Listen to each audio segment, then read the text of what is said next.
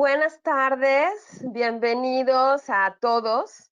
Les queremos agradecer este momento y esta convocatoria que hemos hecho, pues oficialmente es el lanzamiento de la red No te calles, cuéntalo en México. Así que sean bienvenidos todos ustedes. Si nos ven a todos, bueno, pues es una parte de la red que ahora ya conoceremos, pero les queremos agradecer que estén en este momento conectándose.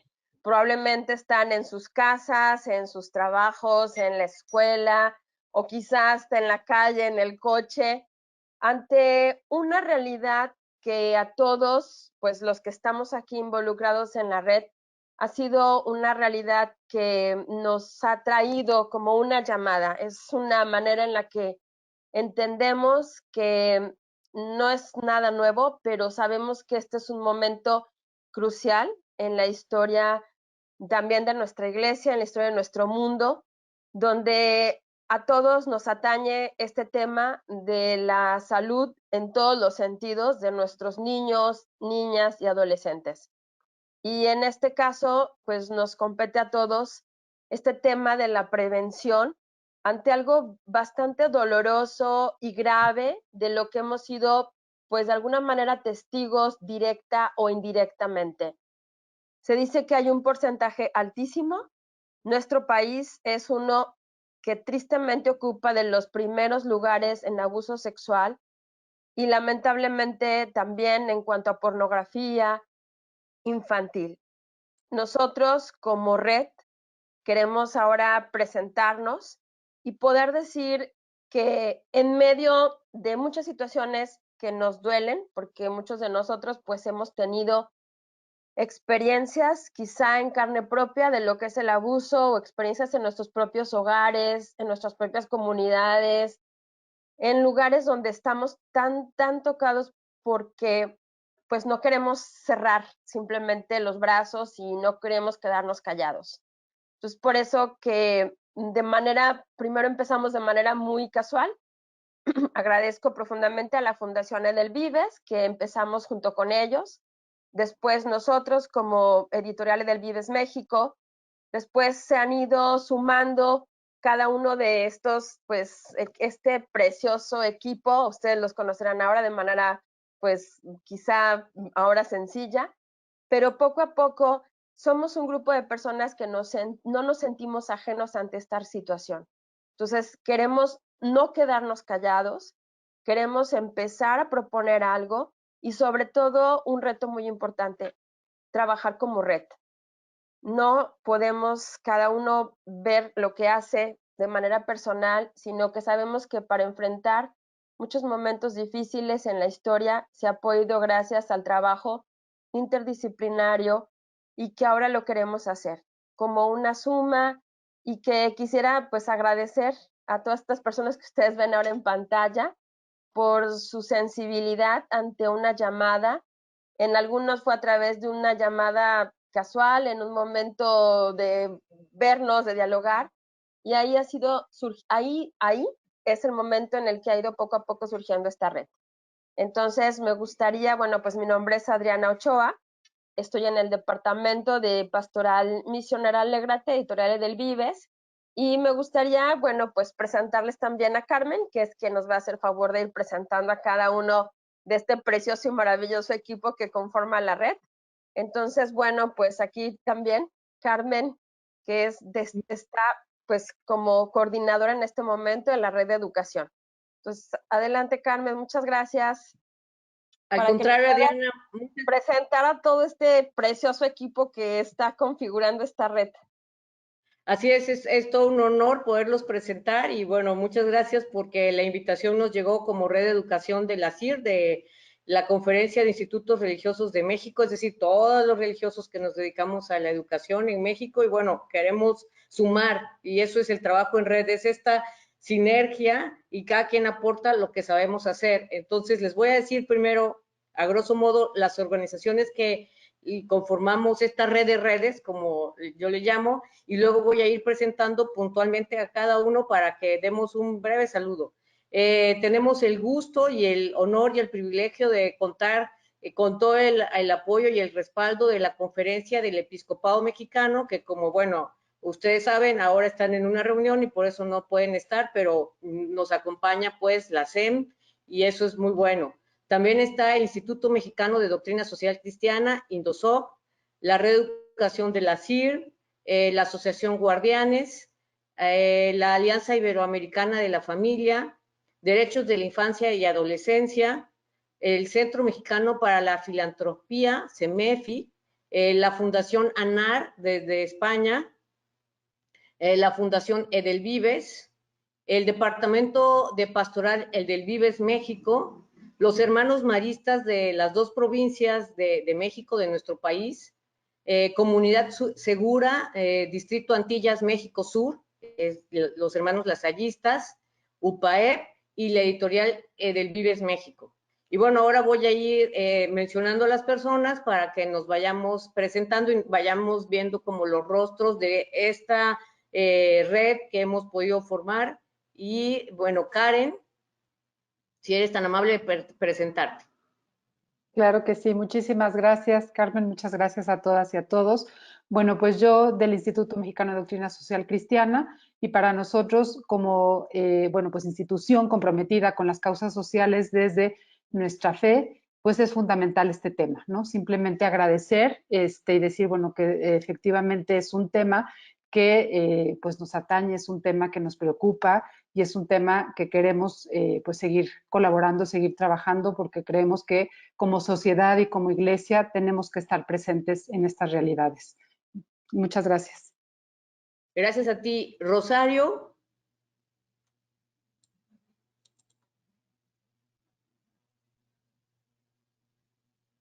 Hola, buenas tardes a todas y todos. Mi nombre es Rosario Alfaro y soy la directora ejecutiva de Guardianes. Muchas gracias. Gracias, Charo. Consuelo.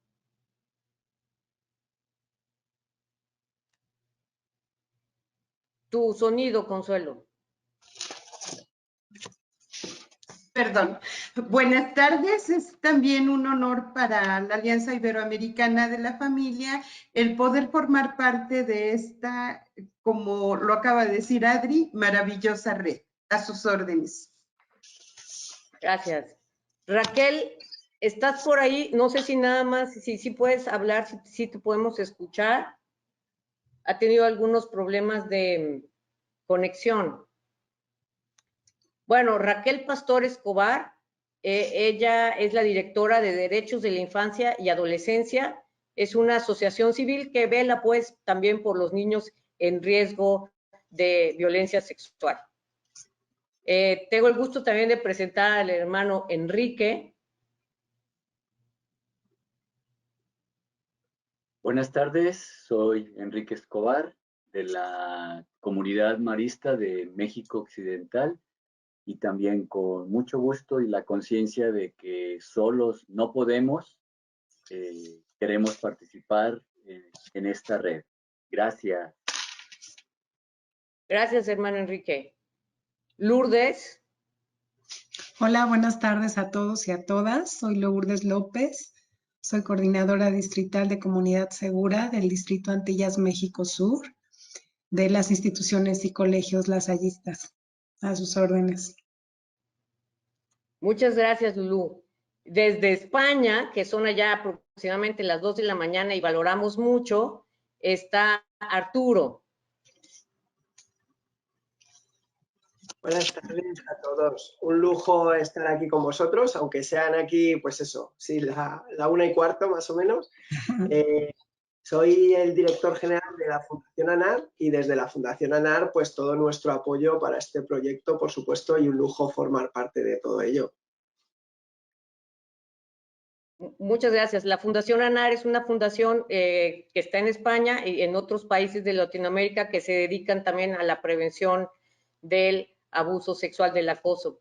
Y finalmente Arturo nos ha acompañado y nos ha asesorado. Y también desde España nos acompaña María, otra desvelada. Hola, buenas tardes a todos. Mi nombre es María Campos, yo soy directora comercial de Delvies México, encantada, Delvies está encantada de formar parte de este proyecto y comprometidos. Así que enhorabuena a todos y sigamos sumándonos. Adriana, que ya se presentó, pero quiero que te vuelvas a presentar, por favor. Bueno, pues mi nombre es Adriana y estoy muy agradecida con cada uno de los que está aquí por haber pues dado un sí a iniciar esta, pues que en su momento parecía una locura, hacer una red entre tantas y tan diferentes instituciones, pero agradezco mucho también a Editorial El Vives que nos ha dado un gran apoyo para podernos brindar estos espacios también, incluso hasta esta plataforma y poder lanzar como, a ver, vamos a hacer comunión y no solamente quejarnos ante un tema, sino hacer algo. Así es que nada, pues súper contenta de estar aquí. Y Muchas gracias. Y también es un gusto contar con Claudio. Muchísimas gracias, hermana, muchísimas gracias, Red, por sumarnos a este gran esfuerzo que estamos haciendo para generar un movimiento de avalancha, un movimiento que resuene en los corazones, que resuene en las instituciones para hacer algo en este México querido por este dolor que tenemos como comunidad. Gracias. Aquí estamos en Edelvives, en el equipo de Pastoral Misionera Alégrate, para darle un servicio, para dar un apoyo y darnos también sostenimiento para trabajar en conjunto en esta red. Gracias. Bienvenidos todos. Muchas gracias. Y bueno, como ya me había presentado Adriana, una servidora, soy Carmen Betanzos Yáñez, hermana de la Veracruz, hija de la Iglesia, y en este momento pues coordino la red de educación de la Conferencia de Institutos Religiosos de México, la CIR, y consideramos que como religiosos y religiosas pues hemos de estar presentes, hemos de atender este llamado urgente de la sociedad y hemos de sumar, ¿no? Desde donde sabemos y desde donde podemos. Y es un orgullo, un privilegio, pues, compartir esta tarde con todos los que integramos esta magnífica red. En realidad somos 14, hasta el momento 14 organizaciones. No estamos todos presentes, pero bueno, somos 14 organizaciones. Y eso es mucho porque, como bien dice Claudio, lo que queremos formar es una avalancha en pro de nuestros niños, de nuestros jóvenes. ¿Verdad, Adriana? así es, así es. Y bueno, pues para dar inicio, solo explicarles a las personas que nos están haciendo favor de acompañar, a los asistentes, que para poder participar tenemos el chat. Entonces, cada uno de ustedes en sus equipos tiene el chat y esta plataforma nos permite estar en comunicación a través del chat. Entonces, estaremos ahí recibiendo sus inquietudes, sus preguntas, para que también podamos interactuar. Entonces, ¿y te parece que vayamos entrando en materia con el chat y que nos pongan, por favor, de dónde nos están acompañando? Desde dónde nos acompañan hasta las 4:30 teníamos una aproximada de 600 personas inscritas. Entonces queremos saber esas 600 personas o más, de dónde se conectan, desde dónde nos acompañan y bueno, estaremos muy pendientes en el chat. muy bien, pues ya están empezando a contestar. Tenemos desde Tabasco, desde Oaxaca, de Ciudad de México. A ver dónde nos ponen. Desde Ciudad de México, Jalisco desde también, Guadalajara. Jalisco. Ahí están, desde Zapopan, Jalisco. Desde Puebla. Aguascalientes. Aguascalientes.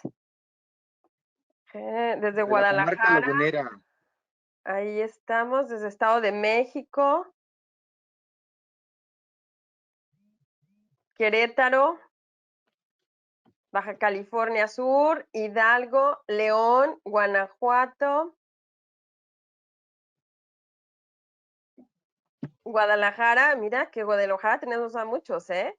Desde Cancún sí. también, nos están de Ciudad Obregón, Estamos de sur Sonora, a norte, de este a oeste, y eso es muy bueno para que sea desde esta avalancha. Morelia, mira, Morelia, Michoacán, Ciudad de México, bueno, Tijuana. realmente, desde Tijuana, o sea, que mira, Pachuca, Hidalgo, El Salvador, o sea que tampoco solamente es México, también tenemos personas de Centroamérica que están conectadas. Muy bien. Córdoba, Veracruz. Entonces, bueno, darle la bienvenida a todos los que están participando. Entonces, agradecer primero, pues más que nada también a todos los miembros de la red que pues les hemos pedido que aunque sea en este momento podamos ver rostros. Detrás de la red hay personas que están invirtiendo su tiempo, sus esfuerzos y que en este momento pues hemos pedido también, Rosario es parte de la red, como hace rato la presentaba Carmen. Entonces, como ahora sí que cariñosamente le decimos, Charo, Rosario, le hemos pedido por la trayectoria que Rosario tiene que nos comparta esta tarde, incluso porque el tema en el que nos queremos centrar como red, sobre todo nuestro primer objetivo tiene que ver con la prevención. Entonces queremos prevenir, pero no desde esas estructuras de miedo, de esto no se puede, porque creo que esa manera de entender este tema que es doloroso, no podríamos, no nos permitiría hacer nada por los demás. Entonces, el tema de hoy es prevenir desde el amor y no desde el miedo. Entonces, quisiera presentarles a Rosario, aunque ya nos dijo su nombre, pero bueno, Rosario es de los miembros fundadores y actualmente es la directora ejecutiva de Afectividad y Sexualidad AC, y Guardianes, organización acreditada por el Consejo Económico y Social de las Naciones Unidas, que se dedica a buscar el interés superior de niñas, niños y adolescentes, alineado a los Objetivos de Desarrollo Sostenible de la Agenda 2030. Charo es licenciada en Ciencias de la Familia, egresada del Instituto Superior de Estudios para la Familia. Además, cuenta con estudios de psicoterapia de pareja y de adultos, maestrante de la maestría en violencia de género. Ella es coautora del libro Alas Rotas, cómo prevenir la violencia sexual infantil y ayudar a víctimas. Además también del cuento La playera de Filipón, un cuento que enseña a niñas y niños a prevenir la violencia física, emocional y sexual. Charo también es consejera del Sistema Nacional de Protección de Niñas, Niños y Adolescentes de la Ciudad de México, CIPINA, y consejera del Observatorio Nacional de Prevención del Reclutamiento de Niñas, Niños y Adolescentes por parte de la delincuencia organizada. Entonces, como pues con tanta experiencia, le hemos pedido a Charo que nos haga favor de compartir. Entonces, mientras Charo nos comparte, ustedes pueden estar escribiendo en el chat. También en el chat tendremos algunas personas que estarán también ayudándonos a contestar sus preguntas para que, pues sabemos que este tema va a generar inquietudes, propuestas y que también detrás de todo esto sepan que nuestra red está abierta, o sea, que nos vayan conociendo en el trabajo que estamos haciendo. Entonces, bueno, pues nada, Charo, bienvenida, que nos da muchísimo gusto que desde toda tu trayectoria y toda la experiencia, pues podamos coincidir en estos caminos en bien y en función, sobre todo en bien de niños, niñas y adolescentes de nuestro país. Así es, muchas gracias y nosotros vamos a cerrar micrófonos y cámaras y vamos a dejarlos con Charo, pero aquí estamos, nada más nos vamos a silenciar. La presentación va a ser muy puntual y muy breve y pues bueno, ¿no? Les cuento un poquito, la plática se llama Prevenir desde el amor, no desde el miedo, cómo abordar la violencia sexual infantil, cómo abordar esta violencia que ocurre en la infancia. Nosotros, ¿quiénes somos? Pues somos Guardianes, somos Afectividad y Sexualidad, y Guardianes es un programa de afectividad y sexualidad que se dedica a buscar el interés superior de niñas, niños y adolescentes. Estamos alineados a los Objetivos de Desarrollo Sostenible de la Agenda 2030. Somos una organización que desde el 2017 contamos con el estatus consultivo especial otorgado por el Consejo Económico y Social de las Naciones Unidas, y a lo largo de estos 20 años de trayectoria hemos colaborado con otras organizaciones de la sociedad civil en la defensa de los derechos de las niñas, niños y adolescentes, centrando sus esfuerzos en la prevención del maltrato y del abuso sexual infantil. Como les leyeron en mi currículum, yo estoy como consejera en el CIPINA, consejera también en el Observatorio Nacional de niñas, niños y adolescentes que fueron víctimas del reclutamiento del crimen organizado. Y también una cosa que no dijeron ahí, pero que también es importante, estoy dentro del Consejo de la Conferencia Episcopal, el Consejo de Protección de Menores de la Conferencia Episcopal de México. Tengo ya 20 años trabajando en este tema de la violencia sexual infantil y les voy a contar sobre todo primero como algunos errores que yo cometí cuando empecé a trabajar en este tema y porque ahora hemos cambiado, en Guardianes tenemos una filosofía que es justamente este es nuestro lema, prevenir desde el amor y no desde el miedo, porque nuestra filosofía es que todos los esfuerzos que se hacen para prevenir, que están basados en el temor y que generalmente así es cuando prevenimos, ¿no? O sea, prevenimos cuando algo pasa, cuando sabemos de una situación de violencia sexual en algún lugar. Generalmente nos asustamos mucho y queremos entonces remediar este problema, ¿no? Entonces empezamos a poner protocolos, a hacer medidas de seguridad, hablar con los niños, sobre todo con los niños, o sea, a veces queremos que las niñas y los niños se cuiden ellos solitos, ¿no? Hagan muchas cosas como para cuidarse. Y muchos de los esfuerzos, incluso hasta educativos, que hacemos para que las niñas y los niños se prevengan de estas situaciones, decirle, no, que nadie toque tus partes privadas, ¿no? Nadie puede tocar tus partes privadas. Y si toca alguien tus partes privadas, vienes y me dices inmediatamente que eso es lo peor que te puede pasar, ¿no? Aunque no digamos lo peor que te puede pasar, o no le digamos al niño, yo me voy a desmayar si eso te pasa, o voy a sufrir mucho si eso te pasa. La manera en que decimos esto genera mucha angustia en las niñas y los niños. Y si tú además en tu educación de todos los días, ya sea como profesor, como docente o como mamá y papá, cada vez que ellos desobedecen alguna de tus indicaciones, salen reprendidos o castigados.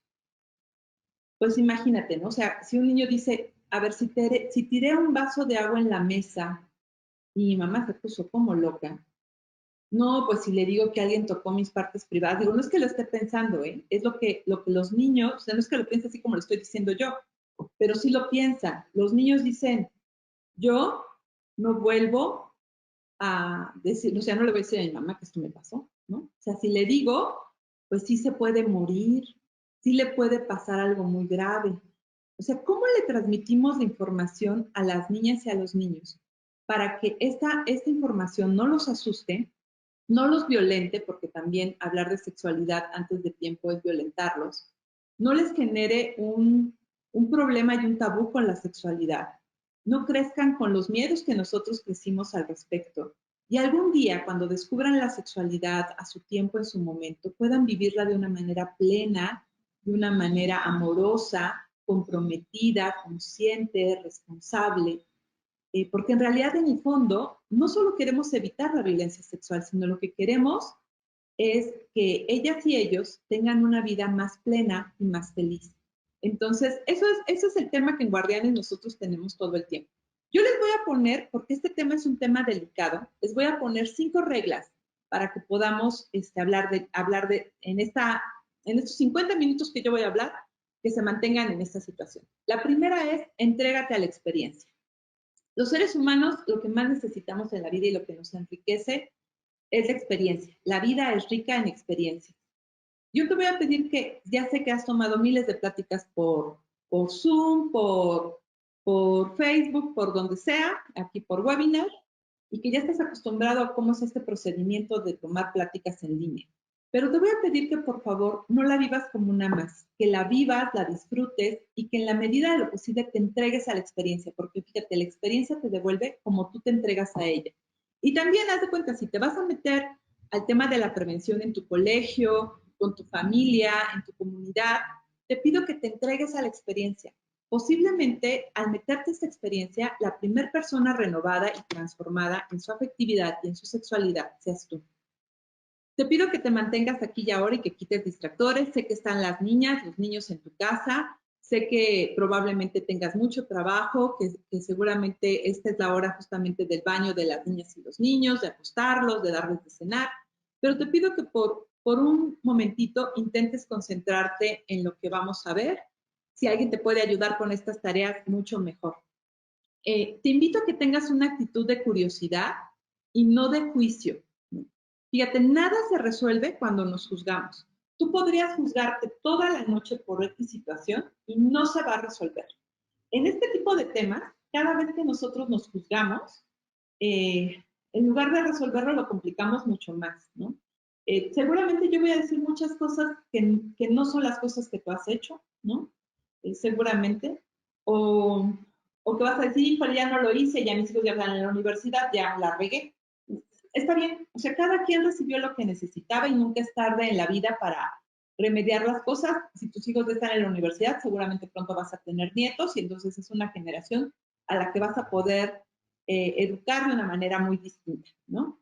Entonces, ten una actitud de curiosidad.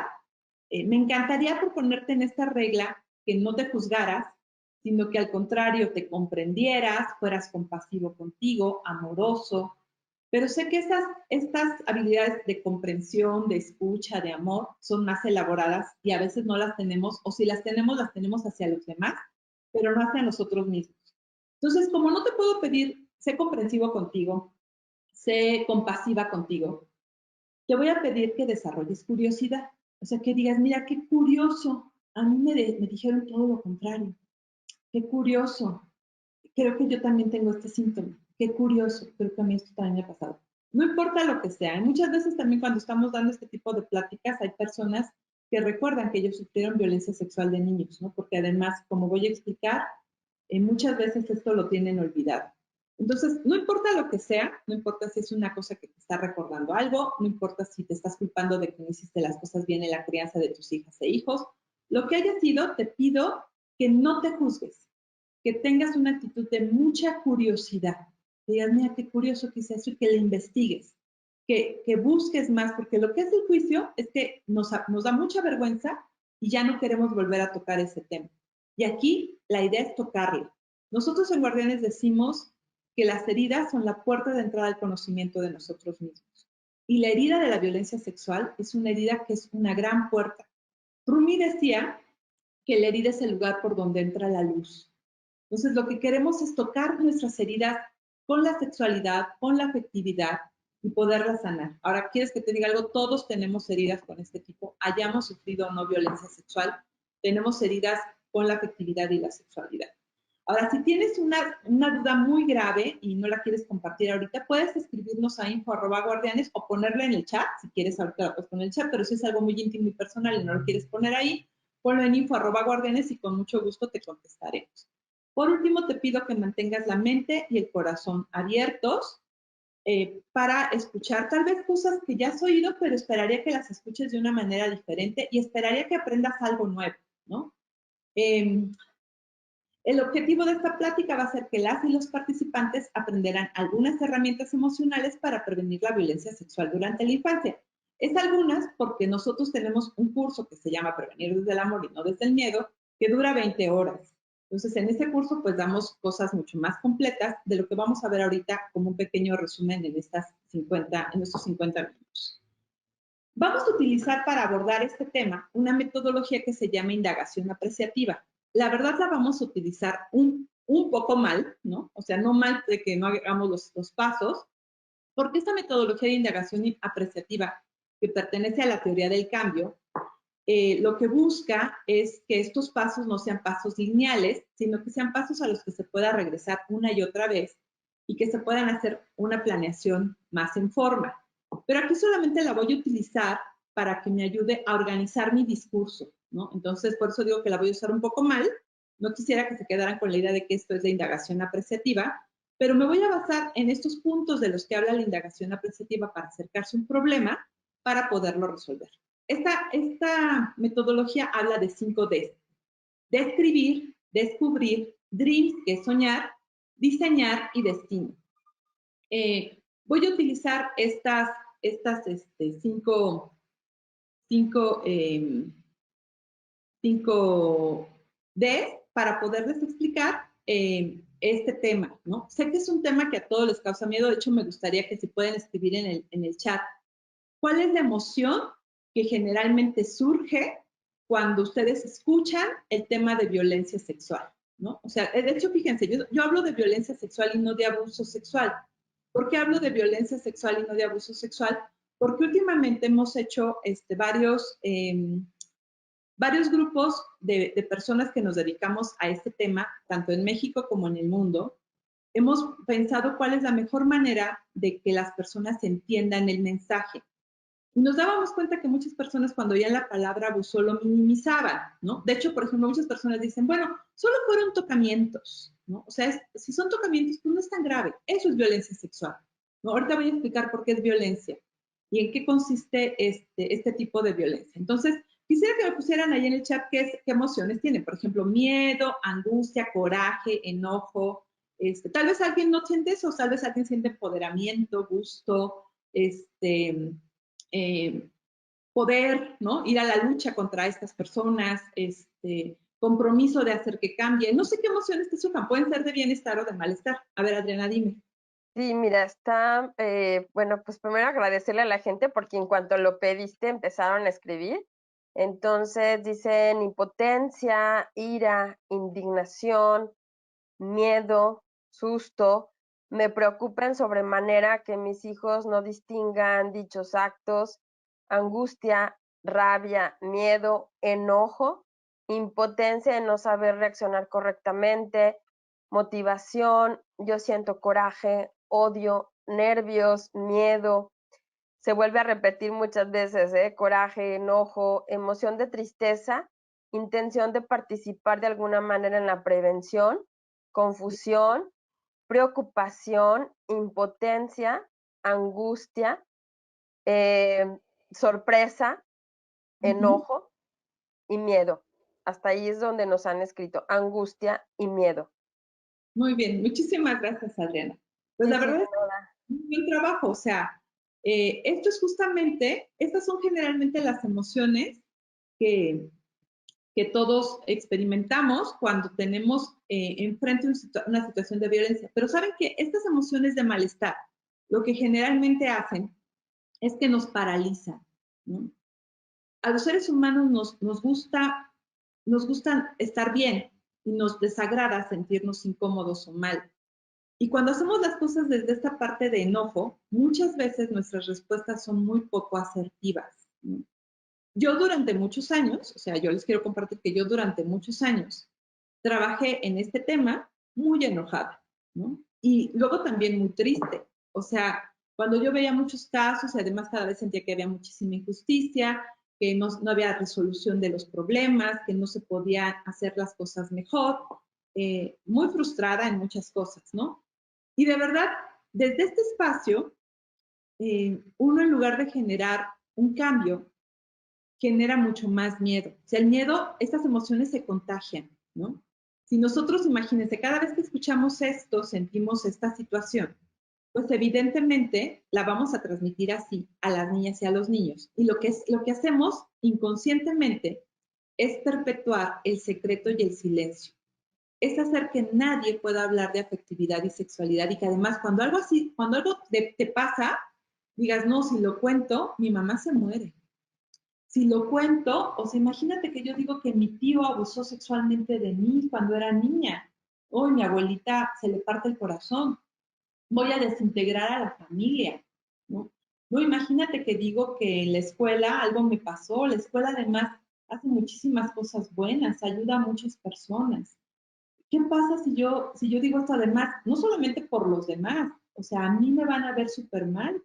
Me van a ver como un producto dañado, como que ya no sirvo, como que ya no soy apto para poder tener una relación cercana con las personas. Entonces, esta no es la forma de abordar el tema. Vamos a intentar utilizar estas 5 Ds para abordar el tema y esperaría que al final sus emociones sean, o sea, que cambiemos el enojo en coraje, ¿no? O sea, el coraje es una emoción muy diferente al enojo. Se parecen un poco, pero me refiero a este coraje que es una pasión por transformar las cosas, ¿no? Porque nuestro enemigo es la violencia sexual. ¿Qué podemos hacer con este enemigo? Pues con coraje combatirlo. Que en lugar de que tengamos miedo, el miedo es una emoción que puede tener como 2 caras, ¿no? Hay un miedo que nos paraliza, que nos hace huir de estas circunstancias. Ahorita también lo voy a explicar, espero llegar ahí muy bien. vamos a intentar más bien que el miedo se convierta en una emoción que nos dice que no estamos preparados para abordar cierto tema. El miedo es la emoción que me dice que todavía no estoy lista para enfrentar algo. Pero eso tiene solución. Si yo me capacito y me preparo, entonces en lugar de que este miedo me paralice, este miedo me haga huir del tema, no saber qué decir, no saber cómo abordar, no saber cómo hablar, este miedo me va a empoderar para decir, me voy a capacitar, me voy a preparar para poder hablar de esto muy bien. Y en lugar de que yo tenga una preocupación, pues voy a ocuparme por hacer las cosas mucho mejor. Y porque la siguiente generación descubra la sexualidad de una manera mucho mejor de lo que nuestra generación la ha descubierto. Entonces vamos a empezar con describir, ¿no? Vamos a describir qué es la violencia sexual en la infancia y yo voy a decirles primero lo que no es. Fíjense, vamos a ver lo que no es, ¿no? A nosotros en Guardianes muchas veces nos hablan y nos dicen, oye, aquí encontramos a 2 niñitos del kinder, que el niñito de kinder de 5 años está abusando de la niñita de kinder de 4, ¿no? Bueno, cuando los niños entre 3 y 5 años, máximo 6, pero vamos a darle una concesión todavía hasta los 6, están teniendo alguna actividad que nosotros con nuestra mirada adulta vemos como si fuera una experiencia erótica o una experiencia sexual. En realidad lo que los niñitos en estas etapas de su vida, voy a volver a decir, de 3 a 5, que podemos extenderlo un poco hasta los 6, máximo 6, ya 6, ya el 6 ya va a empezar a tener un pequeño de problema. Están jugando a alguna cosa en donde nosotros los adultos los vemos desnudos, los vemos que se están tocando, los vemos que están además muy divertidos, ¿no? Eso no es un abuso sexual, se le llaman juegos sexuales, ¿no? Los juegos sexuales son juegos de tipo exploratorio que niñas y niños realizan para conocer su cuerpo y las sensaciones que tienen, ¿no? Es la etapa en la que las niñas y los niños están descubriendo que somos sexuados y que somos diferentes, que tenemos diferentes genitales, ¿no? Entonces, por ejemplo, así como esta niña preciosa de esta imagen, ¿no? Que está vestida como doctor y está jugando al doctor. Cuando los niños juegan en estas etapas, dicen, mami, voy a jugar al doctor. Tú te quitas toda la ropa y yo te voy a revisar, ¿no? A ver, yo también me voy a quitar la ropa porque ahora tú eres mi doctor y yo soy tu paciente, entonces nos desvestimos y nos vemos, ¿no? O vamos a jugar a los papás y yo sé que los papás se meten desnudos a su cama y se dan besos, ¿no? Y si nos metemos desnudos a la cama y nos damos besos, ¿no? Debe ser divertido. Los papás se divierten mucho cuando hacen ese tipo de cosas. Esos, si se fijan, son juegos que se dan de mutuo acuerdo, que en este caso son saludables, que normalmente se dan entre niños que juegan juntos y que se conocen, que a veces pueden ser solo niñas, solo niños o grupos mixtos, no importa, ¿no? O sea, no estamos viendo ahí ninguna situación fuera de lo normal. Y es necesario permitir este tipo de prácticas porque favorecen el desarrollo sexual y la curiosidad de las niñas y los niños. Entre los 3 y los 5, máximo 6 años de edad, son juegos totalmente normales, no son una situación de abuso. Se convierten en un abuso cuando nosotros llegamos y les decimos, ¡hey! ¿Qué están haciendo? ¡Qué asco! ¡Qué cosa tan horrible! ¡Qué horror! Eso, esa expresión, ese comentario, eso que estamos haciendo nosotros, es un abuso. Claro que evidentemente no es que les digamos, ay, sí, o sea, si quieren sigan jugando, si tú los ves puedes decir, oigan, ayúdenme a tal cosa, vine por ustedes porque vamos a comer, vamos a jugar, oigan, yo quiero jugar, pero quiero jugar a otra cosa, no, esto del doctor no me gusta, esto del papá tampoco. O sea, la idea es que no se hagan las niñas y los niños por este juego regañados, ¿no? Ahora voy a explicarles otra cosa que tampoco es violencia sexual, pero que fíjense, esta quiero que le pongan, o sea, si pudiéramos ponerle un semáforo, quiero que a esta le pongan un semáforo amarillo, porque esto quiere decir que probablemente sí estén sufriendo violencia sexual, pero no ahí, ¿no? Son las conductas sexuales problemáticas. De estas conductas sexuales problemáticas, aquí voy a explicarlos en general, pero hay de muchos tipos. Hay conductas sexuales problemáticas personales, hay conductas sexuales problemáticas interpersonales, hay conductas sexuales problemáticas abusivas, hay conductas sexuales problemáticas no abusivas. Las voy a explicar en general, ¿no? Vamos a pensar, voy a poner un ejemplo, vamos a pensar que esto de estar jugando al doctor no son niños de 3 de 3 y de 4 años, ni de 5, sino que de repente están jugando al doctor niños de 8 y de 10 años, ¿no? Y entonces, misma historia, están jugando al doctor y entonces dicen, a ver, tú quítate toda la ropa y yo te reviso, ¿no? Y de repente llegamos y los encontramos desnudos jugando. Bueno, entre los niños de 6 a 12 años, si ellos están jugando a este tipo de situaciones, esto no es una conducta normal. Esta es una conducta sexual problemática. ¿Por qué le llamamos así? Fíjense, es una conducta. No quiere decir que sean chicos que tienen un problema mental, no quiere decir que son personas que tienen alguna situación grave. Puede ser que no, ¿no? Este término se ha usado con niñas y niños menores de 14 años porque no estigmatiza y centra su atención específicamente en la conducta abusiva, más que en la identidad de la o del adolescente. Son comportamientos que no son esperados en ciertas etapas, que dificultan el desarrollo, generan daño o ubican a niñas, niños y adolescentes en situaciones de riesgo. Les voy a poner ejemplos de conductas sexuales problemáticas. Que encontremos a un niño de 7, 8 años masturbándose, ¿no? Esta es una conducta sexual problemática personal, ¿no? O sea, o viendo pornografía. No es normal que niños de esta etapa estén haciendo este tipo de cosas. No es normal que niños de esta etapa estén jugando a lo que jugaban cuando tenían 4 o 5. No es normal. No es normal que un niño de 12 le esté pidiendo a un niño de 4 o de 5 que le dé un beso en la boca. No es normal, ¿no? Ahora, esto no convierte a ninguno de estos niños en un agresor y en una víctima. Lo que nos hace ver es que seguramente alguno de ellos al que se le está ocurriendo este juego, uno, sí podría ser que esté sufriendo violencia sexual en otro lugar, o sea, que haya alguien un adulto que esté abusando de alguno de estos niños, o podría ser que por alguna situación este niño o esta niña están más estimulados sexualmente. Cuando encontramos conductas sexuales problemáticas, les tenemos que dar atención, o sea, son un foco amarillo que tenemos que ponerle mucha atención. Ahora voy a hablar de otra, que fíjense, esta también es una conducta sexual problemática, pero esta sí ya es totalmente abusiva, ¿no? Le vamos a llamar prácticas abusivas sexuales o PAS. Las PAS son un tipo de conducta sexual problemática de tipo interpersonal, es decir, que involucra a dos por lo menos, o 3 o 4 niños, y que se caracteriza por implicar una relación no recíproca en donde existe desequilibrio de poder entre niñas, niños y adolescentes involucrados. ¿A qué se refieren las PAS? Cuando es un adolescente el que está teniendo una conducta sexual abusiva con una niña o un niño. Fíjense, aquí tampoco estoy hablando de que él sea un agresor y de que las niñas y los niños pequeños sean víctimas, ¿no?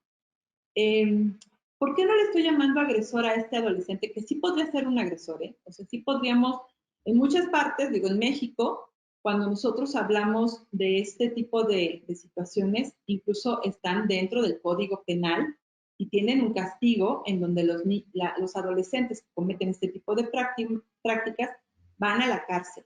Bueno, lo que nosotros estamos intentando es que se entienda este fenómeno. El 90% de las y los adolescentes que cometen prácticas abusivas sexuales vienen de situaciones de violencia. Ahora, en la adolescencia, el cerebro todavía es tan moldeable que si las niñas y los niños reciben un tratamiento adecuado, en los países en donde este tipo de terapias funcionan y además el gobierno se encarga de darlas, el 90% de los adolescentes que pasan por este tipo de programas no vuelven a tocar nunca a una niña o a un niño ni a una persona menor de edad. Esta, por ejemplo, podría ser una de las mejores prácticas para prevenir que la violencia se perpetúe, porque muchas de las personas que desarrollan, ahorita voy a explicar, la pedofilia o la pederastía, empezaron justamente en esta etapa de la adolescencia, ¿no? ¿Qué países trabajan con este tipo de situaciones de paz? Muchos en América Latina, Chile, tienen una muy buena experiencia trabajando con adolescentes que han cometido, así le llaman, adolescentes que han cometido prácticas abusivas sexuales.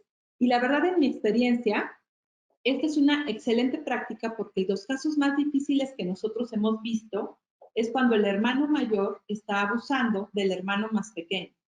Evidentemente, las niñas y los niños que sufren este tipo de abusos necesitan terapia como si su agresor fuera un adulto, pero el trato con él o la adolescente debe de ser distinto porque todavía puede tener muchas posibilidades de mejora. Si nosotros criminalizamos a estos adolescentes, lo único que hacemos es perpetuar esta situación y hacer que entonces esta situación no termine por arreglarse, que al contrario, o sea, al ir a la cárcel por esta situación o no van a la cárcel totalmente, pero van a un centro de atención a adolescentes, pues muchas ocasiones cuando llegan ahí los violan, los tratan muy mal porque son agresores sexuales, se les considera agresores sexuales, los revictimizamos mucho más y en lugar de cuando cumplan la mayoría de edad y salgan de una manera más resiliente y más restaurada, pues salen justamente con daños emocionales más grandes, ¿no? Estas tres cosas que acabo de decir, los juegos sexuales, las conductas sexuales problemáticas y las prácticas abusivas sexuales, no son en realidad de lo que quiero hablar hoy, que es la violencia sexual en la infancia. La violencia sexual en la infancia es toda acción en donde, vuelvo a decir un adolescente, pero ahorita voy a explicar por qué, un adolescente o adulto induce a un menor a realizar cualquier actividad sexual mediante el uso del poder, el engaño o la persuasión, con el fin de gratificar el deseo sexual del agresor. Consideramos que un adolescente que es 7 años mayor que su víctima, esto es violencia sexual, porque hay diferencias en el tamaño, diferencias en la concepción de la afectividad y la sexualidad, mucha diferencia en cómo se maneja justamente esta parte erótica, y además el daño que se hace es un daño que es mucho más grave, ¿no? En esta parte de estar describiendo el problema, o sea, si se fijan, solo lo estoy describiendo, voy a empezar a describirlo. Encontramos que hay varios tipos de violencia sexual. Violencia sexual con contacto físico, que esto va desde tocar. Por favor, dejen de decir que los tocamientos no son violencia sexual. Tocar a un niño de forma erótica es violencia sexual. No solamente en sus partes privadas. Si alguien besa el cuello de un niño de manera erótica, si alguien besa las piernas de un niño de manera erótica, si alguien toca partes que no son privadas, incluso sus manos. O sea, ahorita, si tú quieres, tú haz la prueba contigo solito, ¿no? Todos podemos darnos un cariñito de afecto, ¿no? O sea, con tu mano dominante, toca de verdad con cariño y ternura a tu otra mano, ¿no? Todos sabemos también que es una caricia incómoda, ¿no? O sea, si yo me pego así, sé perfectamente que este no me gusta, este toqueteo, aunque es con un dedito, no me gusta. Y todos sabemos que es una caricia erótica, ¿no? Sabemos distinguir perfectamente entre una caricia que va con una buena intención a una caricia que va con otra intención, aún en nuestra manita, ¿no? Y aunque sea por nosotros mismos. O sea, podemos distinguirlo. Cualquier contacto físico, llegando o no a la penetración oral, anal o vaginal, es violencia sexual con contacto físico. La violencia sexual es algo tan grave que incluso existe la violencia sexual sin contacto físico, como la violencia sexual que ocurre en línea, como el grooming, el sexting. Grooming se llama cuando un adulto, haciéndose pasar por un menor de edad, gana la confianza de una niña, un niño o un adolescente, y entonces lo va seduciendo hasta que consigue por fotografías con poca ropa, fotografías incluso en posiciones pornográficas. La violencia sexual sin contacto físico también puede ser presencial, o sea, si una niña o un niño ve a adultos teniendo relaciones sexuales, a veces los niños encuentran a sus papás teniendo relaciones sexuales, eso es violencia sexual para los niños que lo están viendo, aunque no haya sido nuestra intención. También si ven a un adulto masturbándose, aunque solo lo vean, no es necesario que toquen de alguna manera a las niñas y a los niños. Y tenemos también el caso de la explotación sexual, que evidentemente eso, incluso estamos buscando que la palabra pornografía infantil se cambie por material que comprueba violencia sexual a niñas, niños y adolescentes, ¿no? O sea, sabemos que los niños que salen en este tipo de pornografía son niños y niñas que han sido violentados y obligados a hacer este tipo de prácticas, ¿no? La dinámica del abuso tiene estos tres personas, las víctimas, los agresores y los terceros, que son los testigos, que no hay ningún testigo que encuentre infraganti al agresor. Hay muy pocos casos así. Los testigos, hoy no voy a hablar tanto de ellos porque no tengo mucho tiempo, pero son la clave en la prevención del abuso sexual, ¿no? Son la clave porque cuando una persona puede entender cómo son los síntomas y cómo el abuso sexual nos habla, porque el abuso sexual, la sexualidad, su lenguaje principal es no verbal. Entonces, la manera en que nos habla el abuso es más con signos que vemos que con que nos esté diciendo alguien un relato. Pues vamos a entender cómo funciona eso para volvernos un testigo prosocial. Eso es lo que en Guardianes siempre buscamos, que las personas se conviertan en un guardián protector. Pero bueno, la dinámica del abuso es un proceso que se desarrolla con el tiempo. El agresor se va ganando la confianza de niñas, niños y de terceros, establece un vínculo cercano y paulatinamente ejerce control y sometimiento. La violencia sexual infantil implica un abuso de poder y de confianza en el que el agresor establece una relación totalizadora con su víctima y sexualiza los lazos afectivos. Esa es la parte más grave. La parte más grave es que a una niña y a un niño le hace confundir la ternura con la parte erótica. Y muchas veces esto deja muchas secuelas en muchas cosas de su vida que a veces ni siquiera tienen que ver con la sexualidad. Voy a explicarlo ahorita. E involucra pues a niñas y niños en conductas sexuales. ¿Quién es una víctima? Fíjense que hace mucho tiempo yo también lo decía, ¿no? O sea, yo decía que las víctimas eran personas débiles, personas que tenían una condición previa, un problema en su personalidad, una personalidad más dependiente, alguna situación que tal vez les había ocurrido en su familia, que eran niñas y niños que venían de familias problemáticas, que eran niños que no estaban bien cuidados, que estaban desprotegidos, en fin, ¿no? Yo les quiero decir que eso no es cierto, ¿no? Con el tiempo aprendido, algo que muy bien dice el Protocolo de Atención y Prevención de la Violencia Sexual en las Escuelas de Educación Inicial Básica y Especial de la Ciudad de México, que es toda niña, niño o adolescente puede ser víctima de violación o abuso sexual. No existe un perfil o característica específica que determine la ocurrencia del abuso. Puede presentarse en todos los niveles socioeconómicos, religiosos, educativos y en cualquier etapa de la niñez o la adolescencia.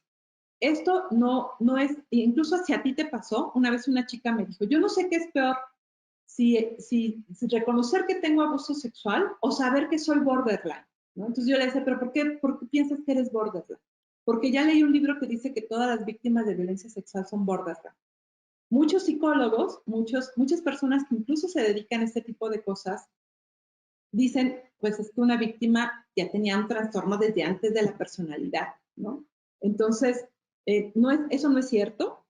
El abuso sexual le puede ocurrir a cualquier niña, niño o adolescente. No se necesita un perfil específico. No es que cumpla con ciertas condiciones. No es que sea la oveja más débil del rebaño. A cualquier persona le puede pasar esto, ¿no? Ahora, el agresor, también fíjense, yo hace muchos años también decía, todos los agresores son enfermos mentales, ¿no? Pues a quién se le va a ocurrir agredir a una niña o a un niño. Esto tampoco es cierto, ¿no? Nosotros en Guardianes hemos hecho una clasificación muy sencilla, pero la verdad es que tampoco es totalizadora. Seguramente hay más formas de agresores sexuales. Voy a explicaros. Tenemos primero los pedófilos, que los pedófilos sí tienen una psicopatología y muchos de ellos incluso su mayor atracción sexual son niñas y niños o prepúberes. Les llamamos pedófilo cuando se sienten atraídos por niños menores de 12 años. Y le vamos a llamar efebofílicos aquellos que tienen esta psicopatología en donde se sienten atraídos por adolescentes, ¿no? A estos les llamamos agresores primarios o estructurales porque vamos a decirlo que estos sí tienen una patología que es difícil de curar, pero en algunos países, sobre todo, por ejemplo, en algunos países europeos, hay gente aquí de España. En España, yo acabo de hacer un máster en violencia de género y uno de mis maestros que me habló de cómo atender a los agresores de violencia de género trabaja en la cárcel, justamente con muchos pedófilos. Y hay un programa en la cárcel en Madrid que ayuda a la atención de personas con esta situación y tienen resultados de varios casos que han sido positivos, ¿no? Que los pueden dar de alta para que no vuelvan a agredir a niñas y niños. Tiene un margen grande de error, incluso hay un video en la mente del pedófilo se llama, en la mente de un pedófilo, y es sobre cómo se da terapia en la cárcel de Madrid, que lo pueden ver en español. Hay otros de otros países, de Escocia, de Suecia, de Islandia, que también tienen experiencias, los holandeses tienen experiencias también intentando la terapia y la rehabilitación de personas con pedofilia, que dicen que podría ser una cosa tratable, ¿no? Hasta la fecha, en la mayoría de los países se dice que no hay una manera de tratarlos porque tienen una condición especial para buscar a niñas y niños, ¿no? También tenemos a lo que nosotros vamos a llamar pederastas. ¿Qué son los pederastas? Los pederastas son agresores secundarios. Estos no tienen una psicopatología y son la mayoría de los agresores sexuales. O sea, la gran mayoría no es que estén enfermos. Sí tienen en algunos momentos de su vida, sobre todo cuando cursan con depresión, con ansiedad, con mucho estrés, con situaciones que los están desbordando, en esos momentos pueden tocar sexualmente a niñas, niños o adolescentes y sobre todo tocan a sus hijos, hijas o personas muy cercanas, ¿no? Los pederastas en su mayoría son hombres mayores de 35 años, generalmente heterosexuales, casados, que tienen una relación incluso con su pareja, que su pareja podría decir, muchas mujeres piensan esto, no, pues mi esposo jamás podría agredir a mis hijos porque mi esposo y yo sexualmente, híjole, ni te cuento, somos increíbles. Bueno, pues aunque sean increíbles, podría agredir sexualmente a sus hijos, ¿no? Hay que tener en cuenta que del 100% de los agresores sexuales, entre el 95 y el 97% de los agresores son hombres, ¿no? Solamente hay una parte muy chiquita que ahorita voy a explicar al último, entre el 3 y el 5% son mujeres, ¿no? Otro rubro de agresores son los adolescentes que cometen prácticas abusivas sexuales, que ya expliqué. Algunos de ellos cuando son mayores de 7 años, cuando además la forma de chantajear, manipular y acosar a las niñas y a los niños es mucho más, pues más profunda. Estamos hablando de que también pues, están siendo de alguna manera agresores. Y también tenemos en este porcentaje pequeño a mujeres que pudieran ser agresoras sexuales. Es cierto que mujeres son menos, pero también se ha visto en mucha literatura de personas que tienen situaciones muy complejas y problemas mentales muy graves, como incluso los asesinos seriales, que muchos de ellos cursan con violencia en la infancia por parte de su mamá. La agresión sexual por parte de una madre deja secuelas muy graves, ¿no? ¿Cuáles son los síntomas que generalmente vemos en niñas y niños, ¿no? Vemos un cambio drástico de comportamiento, apatía, ya no les gusta hacer las cosas que hacían antes, trastornos de la alimentación, comen de más o comen de menos. No es casual que en México tengamos el primer lugar en obesidad infantil y también sea uno de los países en donde más maltratamos a los niños generalmente. Consideramos incluso que la violencia es una forma de educación. Hoy estamos muy orgullosos de decir que nos educó la chancla, que nos educó determinada cosa. Ningún golpe educa a nadie, ¿no? A nadie. Si no, piénsalo, capaz que podríamos patentar este sistema de golpes, la chancla, ponerle copyright a este método educativo tan profundo y lo podrían aplicar en nuestros trabajos, en nuestras escuelas, en nuestras familias, para que cuando hacemos algo mal, cuando nos equivocamos, todos los que trabajamos nos equivocamos todo el tiempo, alguien nos pegue. No te checa, ¿verdad? Bueno, golpear no ayuda nunca a nadie. Es una inhabilidad nuestra educar de esa manera. Cuando nosotros maltratamos o generamos violencia física, emocional o sexual, pues vamos a encontrar síntomas muy parecidos a estos que estoy diciendo, ¿no? Cambios del sueño, ya sea hipersomnia, dormir mucho, o tener insomnio, no dormir, o tener terrores nocturnos. Antes ya podían dormir con las luces apagadas, ahora ya no duermen así. Eneuresis o encopresis, hacerse pipí o popó cuando ya habían podido controlar sus esfínteres. Bajo rendimiento escolar, y ojo, lo voy a decir porque aquí seguramente hay muchos docentes. En muchas ocasiones nosotros vamos a escuelas y cuando hacemos una evaluación con las niñas y los niños de quién podría tener vulnerabilidad al abuso sexual infantil, nos dicen, no, esa niña que escogieron seguro no, porque es la abanderada. Ella es súper buena, le va súper bien en la escuela, además su mamá es aquí la presidenta de la mesa de alumnos y siempre está aquí metida, es la niña más cuidada, ¿no? Bueno, muchos niños no van a presentar bajo rendimiento, sino que al contrario, la violencia sexual lo que va a hacer es que se involucren mucho más en la escuela, ¿no? Es como un recurso de niños que evidentemente tienen más cuidado, más cercanía de sus papás, que entonces ahora se vuelven mucho más estudiosos, mucho más responsables, y entonces uno dice, bueno, seguro no le está pasando nada grave porque está estudiando mucho. Ese también puede ser un recurso que la mente de esta niña y niño estén utilizando para defenderse del dolor emocional de la violencia que están sufriendo, ¿no? Miedo a ser revisado por el médico o miedo a cambiarse. Hay niños que incluso se meten al closet, se esconden abajo de las cobijas para cambiarse, ya no quieren que nadie los vea. Uno de los principales síntomas de violencia sexual es un lenguaje no adecuado sexual a su edad o estar hipersexualizados, querer seducir a todo el mundo, ¿no? Jugar, mostrar dibujos que tienen este tipo de connotación erótica. Pero los dos síntomas principales, porque estos síntomas que estoy diciendo también los pueden presentar niños golpeados, niños que están enfrentando el divorcio de sus padres, niños que tienen problemas. Los niños que ahora estuvieron encerrados tanto tiempo por el COVID, muchos de ellos podrían presentar algunos de estos síntomas. Pero hay dos síntomas que son característicos de la violencia sexual y que son dos síntomas profundos, que son los que realmente hay que conocer. Estos síntomas son la clave para entender la violencia sexual. Esos son la amnesia y la disociación traumática, ¿no? La amnesia es esta situación de que a nadie nos gusta recordar algo que nos hace sentir mal o incómodo. De hecho, muchas personas piensan que cuando alguien está sufriendo violencia sexual, está como inconsciente, ¿no? Y no, la verdad es que las víctimas de violencia sexual están muy conscientes de lo que les está pasando, ¿no? Y ahora todos nosotros a veces lo que queremos es escuchar que la víctima diga que gritó y se defendió y que golpeó al agresor y que lo aventó. Y además todo el mundo dice, seguramente si a mí me hubiera pasado, al otro día estaría en la fiscalía poniendo una denuncia. Bueno, eso no es cierto, ¿no? Mira, las personas que dicen eso es porque no les ha pasado. Lo que le pasa a una víctima de violencia sexual es que de alguna manera tiene que aceptar que pasa rápido porque está intentando sobrevivir. O si es una niña y un niño, están intentando complacer a su agresor de alguna manera.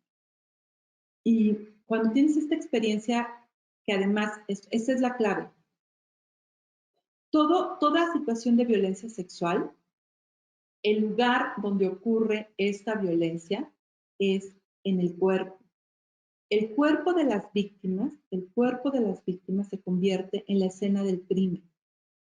Entonces, para defendernos de este dolor emocional, la mente empieza a tener amnesia.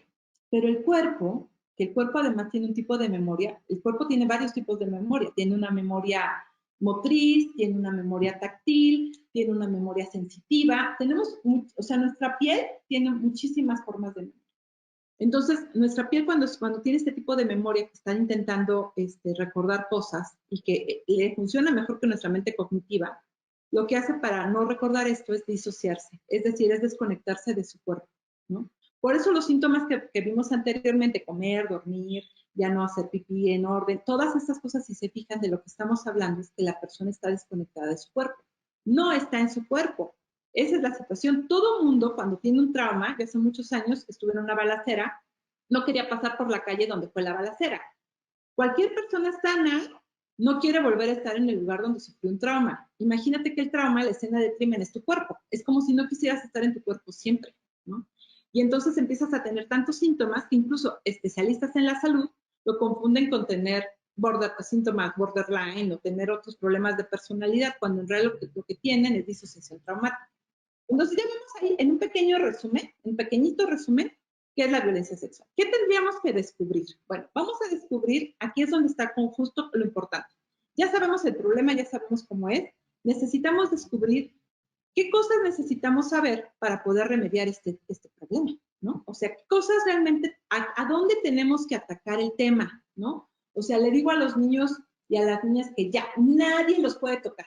Le echo la culpa a los extraños. A mí me da mucha risa cuando todos dicen, no le hables a los extraños nunca abusan de los niños. El 60% de los casos ocurre al interior de la familia. Cuando es un extraño, eso se da una vez, no se da muchas veces. El abuso que queremos acabar es el que pasa en casa o con una persona muy cercana a la familia, porque este se va a perpetuar muchos años de la vida de las niñas y los niños. Hay niñas y niños que sufren abuso sexual durante toda su infancia, de los 6 a los 12 años, o incluso algunos más. Ese es el abuso que queremos evitar. Entonces, primero, no son los extraños, ¿no? Segundo, el tema importante aquí es entender qué es lo que pasa con la piel y el cerebro. Ningún programa de educación sexual va a estar claro si no hablamos de la piel y el cerebro. Quiero recomendarles un libro que se llama El tacto, del doctor Ashley Montagu. Se los van a apuntar ahorita ahí en el chat. Es un libro muy importante para poder entender qué pasa en la relación cerebro-piel. Porque fíjense, la piel es junto con el cerebro el más importante de nuestros sistemas orgánicos. El cerebro y la piel tienen el mismo origen embrionario, que es el ectodermo. Cuando nuestro embrión es apenas muy pequeño y se va a implantar, este ectodermo genera la piel y el cerebro. El tacto es el primer sentido que se desarrolla cuando el embrión mide menos de 3 centímetros y aún no tiene 6 semanas de gestación. Lo que todos tenemos que tener muy claro es que las caricias, el que alguien nos acaricie, nos constituye. Muchas personas, incluyendo a Freud, al buen Freud, yo admiro mucho a Freud en muchas cosas, pero en esta sí le falló. Él decía que los bebés querían a sus mamás porque eran su fuente de comida, ¿no?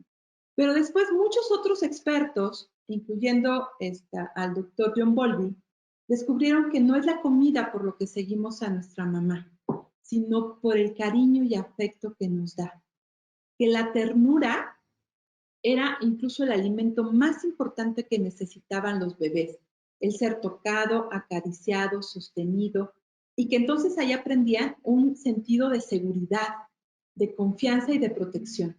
La forma en la que fuimos tocados de niños nos ayuda no solo en la forma en la que nos apropiamos o no de nuestro propio cuerpo, sino también a estructurar nuestra personalidad. Nosotros somos las caricias que hemos recibido, ¿no? El lenguaje principal del sexo es un lenguaje no verbal. La forma en la que nos acariciamos, nos acercamos, nos tocamos, la proximidad que tenemos con el otro es una forma de lenguaje y es una forma que además nos constituye en muchas cosas. No tenemos que hacer que las niñas y los niños no sean tocados. Casi toda la gente piensa que prevenir abusos sexuales es decirle, ahora que nadie te toque, ¿no? Y muchas veces esto lo transmitimos a los colegios, ¿no? Y entonces decimos, está prohibido, además el protocolo, y yo me he revisado miles de protocolos.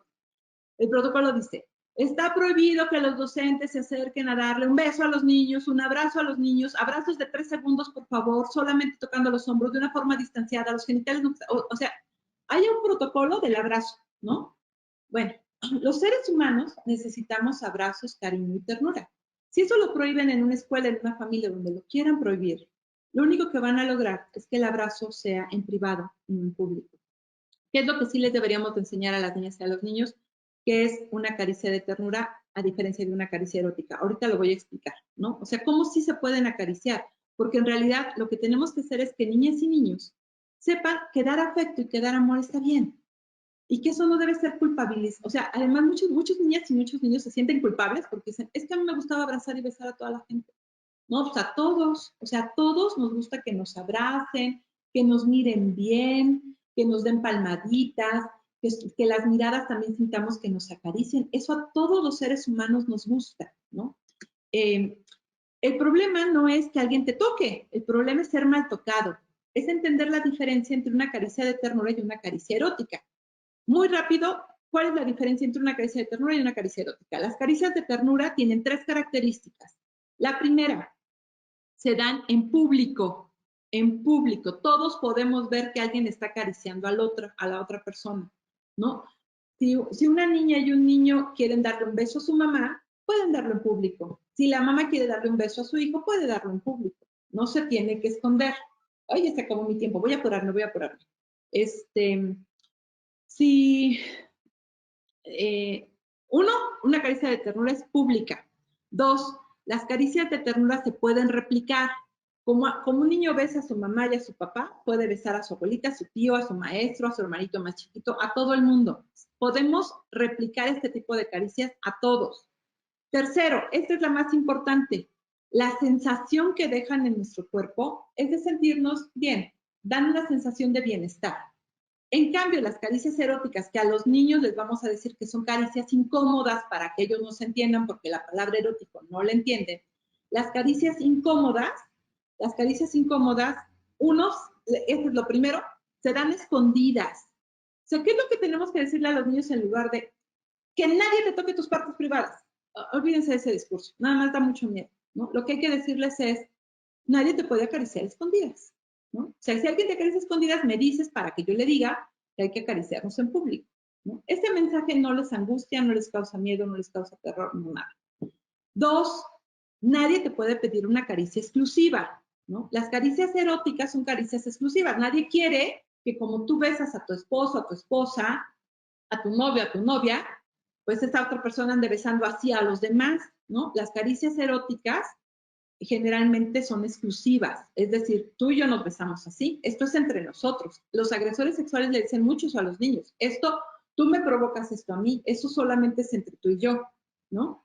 Y tercero, la sensación que deja en el cuerpo, que esta es la más importante, el tercero es que la sensación que dejan en el cuerpo no es una sensación agradable, es una sensación de malestar.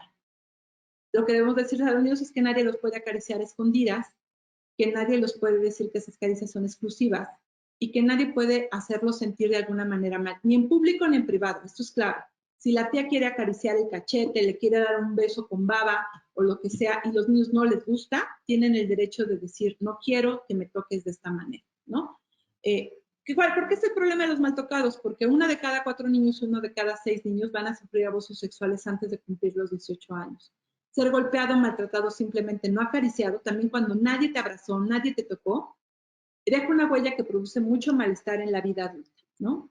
¿Qué es lo que tenemos que hacer para prevenir desde el amor y no desde el miedo? Me voy a superapurar porque ya sé que mi tiempo ya se está acabando. Miren, quisiera recomendarles un libro del doctor Daniel Siegel que se llama El cerebro del niño. Del doctor Daniel Siegel yo les podría recomendar 3 libros que siento que son básicos. 1, El cerebro del niño. 2, El cerebro afirmativo. Y 3, Disciplina sin lágrimas. Creo que estos libros, si son mamás, papás o educadores, necesitan revisarlos y leerlos, ¿no? Para poder entender qué es lo que le pasa a las niñas y a los niños en su cerebro con el buen trato, con el maltrato. Porque la clave, o sea, lo que queremos es que las niñas y los niños reciban buen trato, es decir, que reciban caricias de ternura. Él explica una cosa que es muy interesante, la voy a explicar muy rápidamente. Él dice que nuestro cerebro se parece al puño cerrado, es decir, que está en capas, por eso lo están viendo así. Pero da una cosa que a mí me parece, un ejemplo que me parece muy bonito, que es que nuestro cerebro es una casa de 2 pisos. La planta baja de nuestro cerebro están nuestros instintos primarios que nos ayudan a huir, a pelear y a congelarnos para sobrevivir, ¿no? Y la planta alta es donde están pues nuestro lenguaje, nuestras habilidades ejecutivas regulatorias, nuestra capacidad de empatizar, nuestra capacidad de resiliencia, o sea que está nuestro cerebro, nuestro lóbulo frontal y la parte del sistema límbico más elevada, nuestras emociones más elevadas, ¿no? Él tiene una muy buena noticia, dice que todos los seres humanos tenemos la capacidad de desarrollar esta parte instintiva y esta parte racional y cognitiva. Pero que el problema es que no tenemos algo que conecte estos 2 pisos. Lo que conecta estos 2 pisos es la mente. La mente es la escalera que conecta el piso de abajo con el piso de arriba. Y esa surge por la manera en cómo fuimos tratados de niños. Cuando alguien recibió buen trato, fue bien tocado, fue acariciado de una manera adecuada, tiene una escalera de concreto preciosa. Así es que en cualquier momento de la vida puede subir y bajar y utilizar plenamente su cerebro. Pero cuando alguien sufrió maltrato o caricias adecuadas, no caricias no adecuadas, entonces ahí lo que ocurre es que no se puede conectar. Las personas se quedan solamente en la parte de arriba, intelectualizan todo, son rígidas, les cuesta mucho trabajo expresar emociones, o se quedan en la parte baja, son súper reactivas, generan violencia, cualquier persona es no, yo quiero pelear contigo, resuelven las cosas a través de la lucha, de la huida, de enfrentar situaciones, porque uno puede decirle, no, detente, piensa, no se va a detener a pensar, no tienes escalera para subir y bajar, ¿no? La escalera es esta mente que ha sido estructurada por cómo nos tocaron. Ahora, cuando alguien nos ha tocado de una manera adecuada, pues vamos a experimentar seguridad, y si no, vamos a experimentar mucha inseguridad. La seguridad es tener esta escalera funcionando muy bien, ¿no? Porque fíjense, nuestra respuesta cuando tenemos una situación de peligro, imagínense que ahorita alguien gritara fuego, fuego, ¿qué es lo que le pasa al cerebro? Lo voy a explicar de verdad muy, muy rápido y después si quieren yo con mucho gusto les paso este cuadro, ¿no? Cuando alguien está en una situación de calma, le funciona la parte alta del cerebro, la neocorteza y la corteza. El pensamiento se vuelve abstracto y creativo y el sentido del tiempo va pasado y al futuro. Nos preocupa todo el mundo. La esfera de preocupaciones nos preocupa todo, ¿no? Es como Miss Universo cuando dice, ¿tú qué quieres para el mundo? Ay, yo quiero paz mundial. Pues claro, están en una situación de calma, ¿no?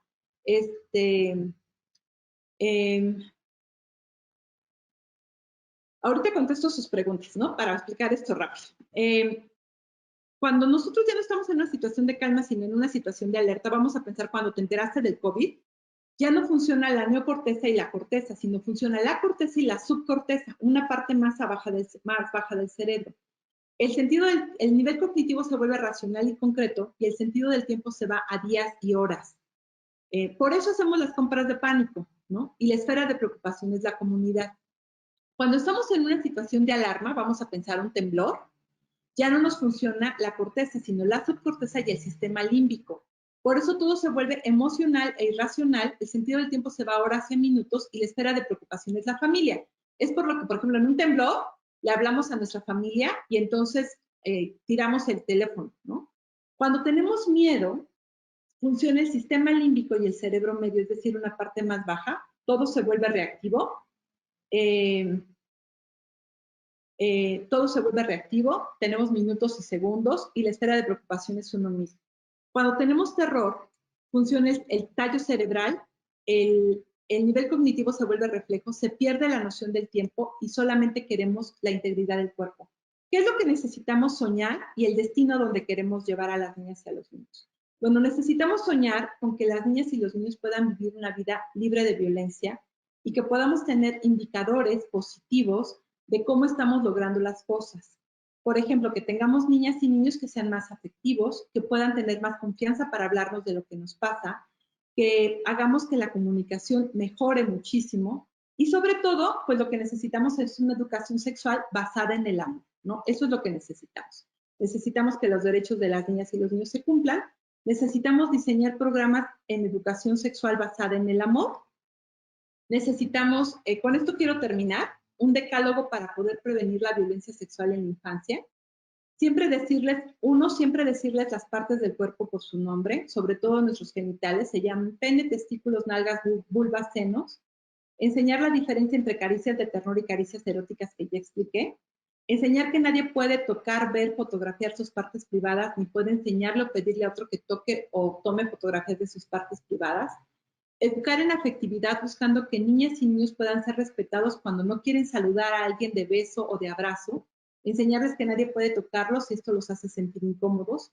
Fortalecer su sentido de seguridad y de pertenencia recordándoles que siempre son amados. No es, si te pasa esto, mamá se va a enojar, mamá se va a sentir muy triste. Si te pasa algo, me muero. No, los adultos aguantamos lo que sea, ¿no? Recordándoles que siempre son amados, hagan lo que hagan, tiren el agua, rompan sus juguetes, son amados siempre. Esa es la clave para que nos cuenten cuando algo no les salió bien, de forma incondicional y que por ninguna razón nuestro amor y cariño está condicionado. Enseñarles a que respeten límites, es muy importante que tú también respetes los límites que ellos te ponen, que cuando ellos dicen no, sea no. Enséñales a no guardar secretos, los secretos son malos, no hay ningún secreto bueno, salvo los secretos que tienen caducidad y que al final la gente se va a sentir bien cuando los tenga. Enséñale alfabetización emocional, aprende a escuchar sus emociones, aprovecha cualquier oportunidad para explicar qué emoción es y que sentirle está bien. Haz de saber que siempre estarás a su lado y le creerás. Y lo más importante, enséñale a descubrir y encontrar un guardián protector. Las niñas y los niños, es algo muy, muy equivocado en la forma en que queremos proteger la violencia sexual, es que queremos que los niños aprendan virtud de autocuidado. Se las vamos a enseñar y les vamos a hablar de que la virtud del autocuidado es importante, pero la responsabilidad de cuidarlos siempre es de los adultos, siempre es de los adultos, si no, no la podemos quitar.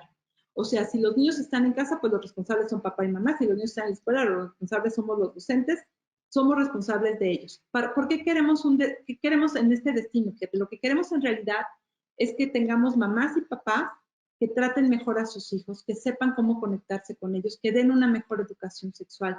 Queremos que en la escuela el personal administrativo esté capacitado, que sepa que la sexualidad es para fluir, conectar y crear, y que pueda identificar síntomas de abuso sexual, que puedan dar primeros auxilios emocionales. Esto es muy importante, saber escuchar a las víctimas. Tal vez ahorita no estamos listos para escucharlas, pero hay que prepararnos para eso.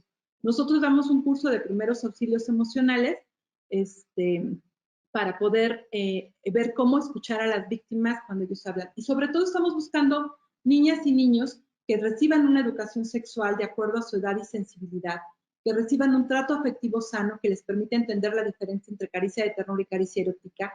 Y sobre todo necesitamos garantizar un sano desarrollo que les permita tener un cerebro sano, que les ayude a tener relaciones sanas. Es muy importante que los enseñemos a desarrollar su inteligencia emocional. También nosotros en Guardianes damos cursos de inteligencia emocional porque esa es la clave realmente de la prevención. Niñas y niños que desarrollan una inteligencia emocional, que desarrollan su inteligencia sensitiva y que pueden entonces comprender cuando alguien los tocó de una manera inadecuada y entonces van a poder hacer lo que aquí decimos en la red, que no te calles y que lo cuentes, ¿no? Aquí les dejo nuestra página web por si tienen alguna duda y perdón porque me extendí unos minutitos, ¿no? Mil disculpas. Nada que perdonar, al contrario, muy agradecidos todos.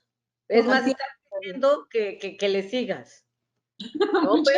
Pero justamente como red tendremos como otros espacios, ¿no? Para este es como un abrir y un decir, aquí estamos y queremos hacer red y queremos sumar. Entonces, al contrario, Rosario, muy agradecidos todos contigo, ¿verdad, Adriana? Así es. Y pues agradecerte mucho, Rosario, porque para nosotros es un regalo enorme que pues con la experiencia que tienes y sobre todo que nos puedas iluminar como desde este enfoque tan aterrizado. A mí no sé qué te parece a ti, Carmen, pero personalmente es una buena noticia, es un panorama bastante esperanzador darnos cuenta que podemos prevenir desde otras actitudes y confiando también en la fuerza que tiene el formar la afectividad más que el miedo.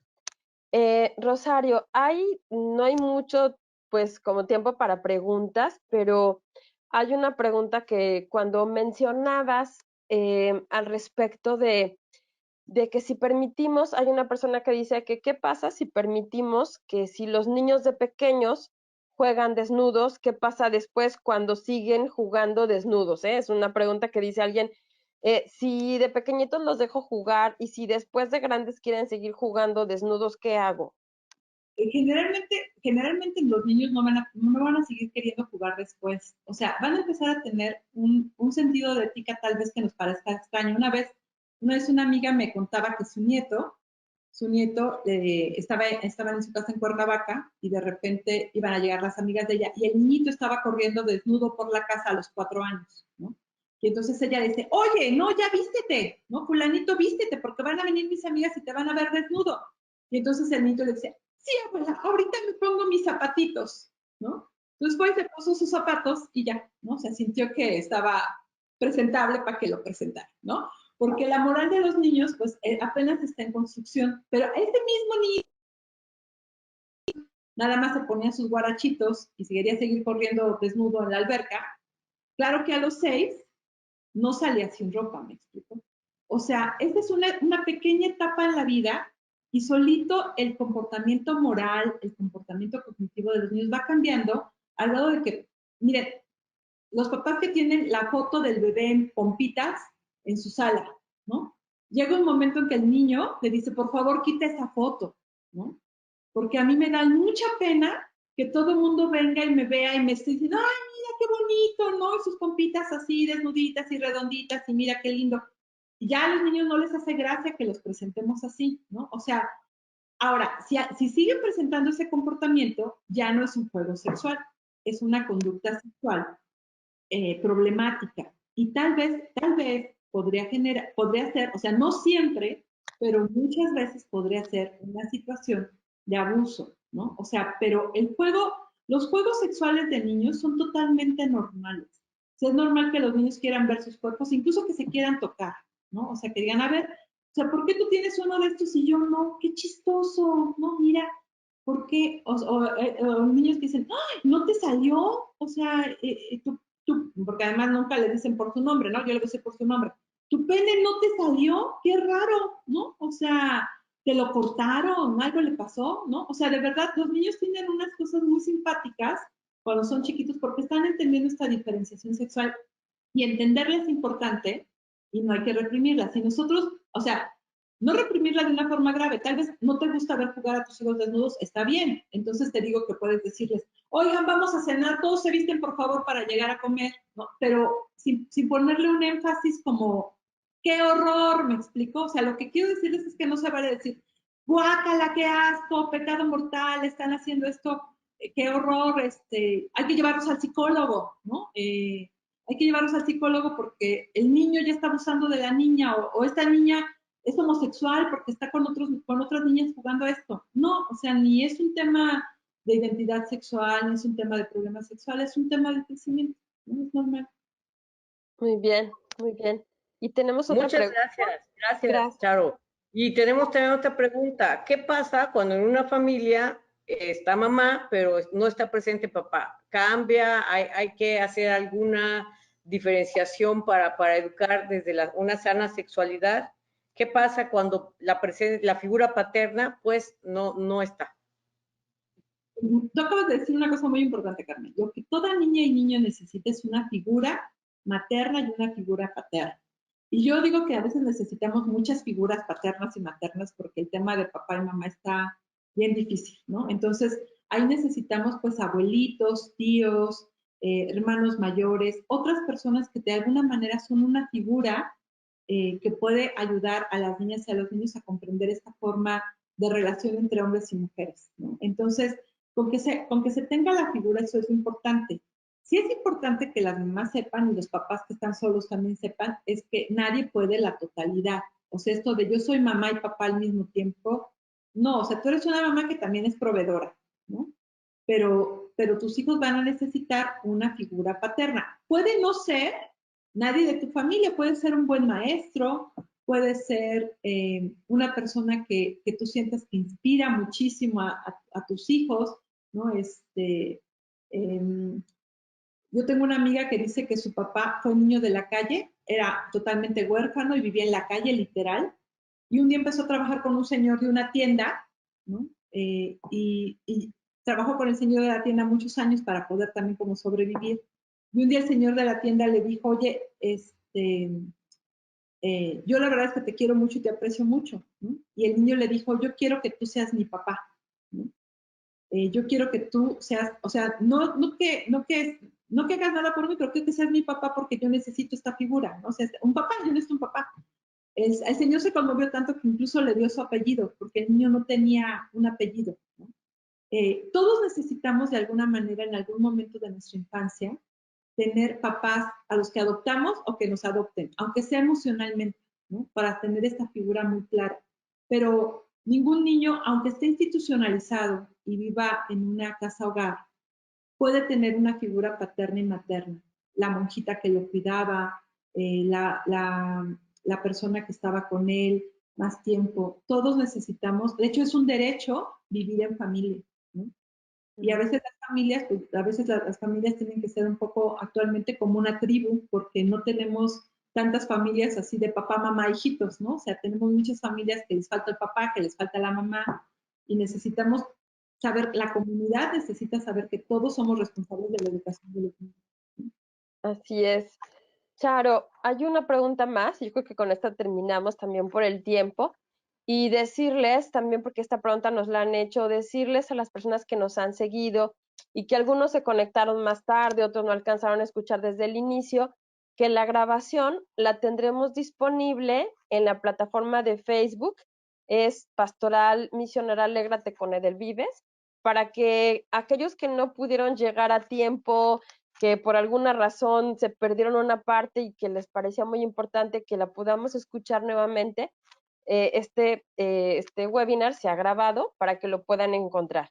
Entonces simplemente buscan en Facebook Pastoral Misionera Alégrate con Edelvives y ahí estará esta grabación. Y hay una pregunta que dice, si un niño de 9 años habla continuamente de relaciones sexuales, es una profesora y de repente nos inquieta a todos, ¿será un niño que ha vivido violencia sexual en casa? ¿Puedo identificarlo como algo posible? O sea, un niño hipersexualizado, que es lo que nos está diciendo, eso se llama hipersexualización, ¿no? O sea, un niño de 9 años, no es normal que hable de esto, salvo, fíjense, hay un solo caso cuando los niños tienen problemas con la hormona del crecimiento y entonces incluso se desarrollan sexualmente mucho antes, o sea, tienen su primera polución nocturna en estas etapas de la vida. O sea, habría que ver si este niñito ya tuvo una polución nocturna, ¿no? Si están muy desarrollados porque ya están teniendo sus cambios, los cambios sexuales propios de la pubertad y de la adolescencia, entonces puede ser que pudiera presentar un problema con la hormona del crecimiento, pero eso es raro, ¿no? Es raro. O podría ser que el niño esté viviendo algún tipo de violencia, por ejemplo, que alguien le haya mostrado pornografía, que haya visto a alguien masturbándose, que haya visto a alguien teniendo relaciones sexuales, que haya encontrado en su casa, por ejemplo, muchas veces los adultos tienen cosas, revistas para adultos o películas para adultos, y que según ellos las tienen como en un lugar resguardado, y cuando menos se dan cuenta sus hijitos ya las encontraron, y además dicen, esto estaba escondido, seguro tiene algo interesante, ¿no? Y ya están viendo la película porque además dominan la tecnología, ¿no? O les dan un dispositivo electrónico y los papás dan el regalo así completo sin ver si hay control parental, qué filtros le podrían poner a los dispositivos electrónicos, y se los dan, y los niños en 3 segundos pueden encontrar lo que sea. Entonces, a veces cuando encuentran ese tipo de material, no necesariamente quiere decir que alguien esté abusando sexualmente del niño, pero sí que está sufriendo algún tipo de violencia en alguna situación. O sea, no es normal que un niño de 9 años tenga tanto conocimiento de sexualidad, que sea su plática principal y que parezca además sentirse que es experto en el tema, ¿no? Eso no es normal. Tendríamos que investigar mucho más. O sea, la mejor manera es escucharlo de una manera empática, con el ciclo de la conexión. El ciclo de la conexión es podernos conectar emocionalmente con las niñas y los niños y sus necesidades.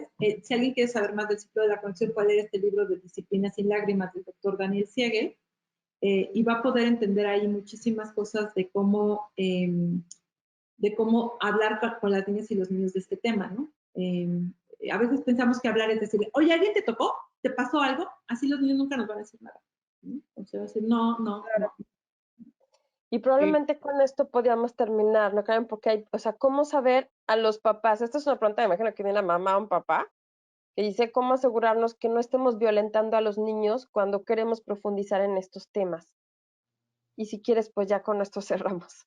Sí, mira, la mejor manera es que tú pongas el énfasis en enseñarlos a amar, a servir y a confiar en ti. O sea, tú siempre te tienes que presentar con tus hijos como un guardián protector. O sea, yo sé que muchos papás dicen, es que si a uno de mis hijos le pasa esto, yo mato al agresor. Está muy bien, eso cuéntamelo a mí y a tus amigos adultos, pero a tus hijos no les digas esto, ¿no? Porque además muchos niños dicen, yo no quiero contar esto, porque si lo cuento, mi papá mata a mi maestro, mata a no sé quién y se va a ir a la casa de mi papá, ¿no? O sea, no voy a decir esto nunca. O sea, ¿cómo le tenemos que decir a los niños y educarles en este tipo de cosas? Mira, primero, lo más importante es que el mensaje siempre sea fortalecer su autoestima y decirles que hagan lo que hagan, tú siempre les vas a creer y siempre vas a estar de su lado. Sé que pareciera que les estás dando permiso de muchas cosas, pero fíjate que la confianza y la seguridad, en lugar de que generen personas permisivas, generan personas responsables. Entonces, si tú quieres incluso, nadie puede estar con sus hijos 24/7, nadie los puede cuidar todo el tiempo. Es cierto que necesitamos formarles la virtud del autocuidado, pero es como si fuera esto poco a poco, ¿no? O sea, ellos para que puedan cuidarse, tienen que saber que hay alguien que los cuida, que hay una base segura a la que pueden ir siempre, hagan lo que hagan, y que siempre va a estar ahí para protegerlos. Ese es el mensaje principal que les tienes que mandar a tus hijas y a tus hijos. Yo siempre voy a estar de tu lado, siempre te voy a creer, en mí siempre puedes confiar, y además se te tiene que notar, ¿no? O sea, porque mira, si los regañas horrible por tirar el vaso de agua en la mesa, y luego quieres que te vengan a contar que alguien tocó sus partes privadas, pues va a estar en chino, ¿no? Porque si, imagínate, si por tirar el vaso en la mesa me castigaron toda la tarde sin ver televisión, ahora sí digo que ya dejé que me tocara no voy a volver a ver la televisión hasta que sea yo adulto, ¿no? O sea, va a ser mi culpa. O sea, tú tienes que decir, tú eres papá y mamá que aguanta, ¿no? Aguanta todo. Que además confíen en ti. La base de esto es que tú te conviertas en una base segura, que les des confianza y seguridad a tus hijas e hijos, y que cuando hables de este tema hables con mucha claridad, que les hables de las partes del cuerpo por su nombre, que les hables de las caricias de ternura, que les permitas que ellos expresen su cariño, que los dejes que te abracen y te besen y que tú también los abraces y los beses. Niños que son bien tocados tienen muchas menos probabilidades de sufrir violencia sexual que niños que no son tocados. Todos necesitamos ser tocados. Muchos niños, me hice un caso de una chica que la abusaba su chofer, ¿no? Y ella incluso comentó en una ocasión cuando estaba descubriendo apenas el abuso, porque cuando la gente está descubriendo el abuso tiene su mente muy desestructuradita, ¿no? O sea, muy fragmentada, es como un rompecabezas. La mente de una persona con disociación traumática es un rompecabezas en donde tiene un pedacito de una parte y un pedacito de otra y no hace sentido, ¿no? Decía, porque muchas víctimas expresan así incluso de sus agresores, decía, es que no puede ser que lo que me pasó con el chofer era un abuso. Era la única persona que me abrazaba y me besaba, me sentaba en sus piernas y me acariciaba entre mis piernas. Y a mí me gustaba, porque era la única persona en mi casa que me tocaba, ¿no? Esto, la verdad, es una situación en donde dejamos a los niños muy vulnerables y no los acariciamos. Abraza a tus hijos, besa a tus hijos en público, o sea, que sea una situación, enséñales que esto debe ser en público, en presencia de otras personas, y que a escondidas no se puede hacer. Y vas a ver cómo vas a tener niños más cercanos, más confiados, más empáticos y mucho más protegidos del abuso sexual que si les dices que nadie los toque, ¿no? Porque eso además es imposible. O sea, es imposible que nadie los toque, ¿no? O sea, algún maestro les va a dar un beso, alguien les va a acariciar la cabeza, alguien va a hacer algo, ¿no? Es importante que ellos puedan descubrir qué está bien y qué está mal, y que cuando está mal, luego lo digan. Eso es importante, ¿no? Si a alguien le pasa alguna situación de abuso, también tiene que saber que no es un producto dañado y que no es que ya no se va a recuperar. Es más, si a ti te pasó de niño y tienes años sin hablar del tema, es normal que las víctimas hablen 20, 30, 40 años después. Aún hay remedio, de verdad, aún siempre hay remedio. Mientras hay vida, hay mucha esperanza, ¿no?